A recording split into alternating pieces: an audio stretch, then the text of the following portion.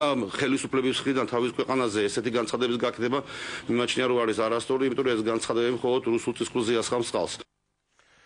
თბილისთან შემოერთებული ტერიტორიების პრობლემები განიხილეს საკრებულოს ოპოზიციური ინტერფრაქციული ჯგუფის წევრებმა გამგებლებთან შეხვედრა შემოერთებული სოფლების მაცხოვრებლებიც დაესწრნენ მათ მიერ წამოწეულ საკითხებზე პასუხები კი უშუალოდ გამგებლებმა გასცეს.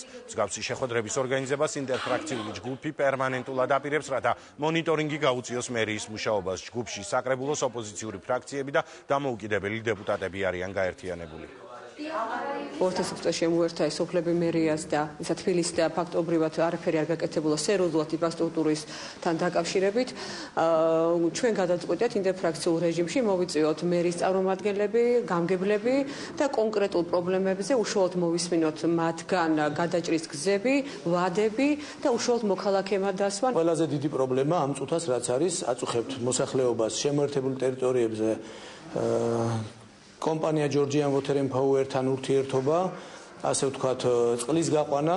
მერია მიიღო გადაწყვეტილება გამგეობების ბიუჯეტებში ჯდება უკვე თანხები, რომლის მეშვეობითაც ჩვენ მოსახლეობის მხარეს დავდებთ იმდენ თანხას, რამდენიც საჭირო იქნება წყლით უზრუნველყოფისათვის.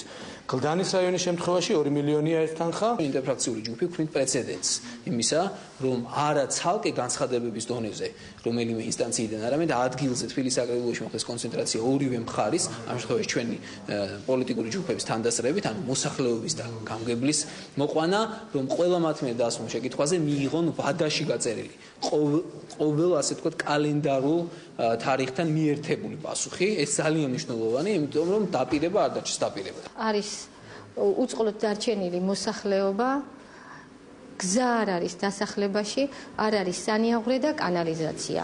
ადრე აქ იყო მებაღეობები, რომლებიც არის გაუფორმებელი და ხალხს უჭირს გაზის და დენის შეყვანა, იმიტომ რომ არ აქვს საჯარო რეესტრის აწერი. იმედი გვაქვს, რომ რაღაცა დადებითად გადაწყდება და დაგვეხმარებიან.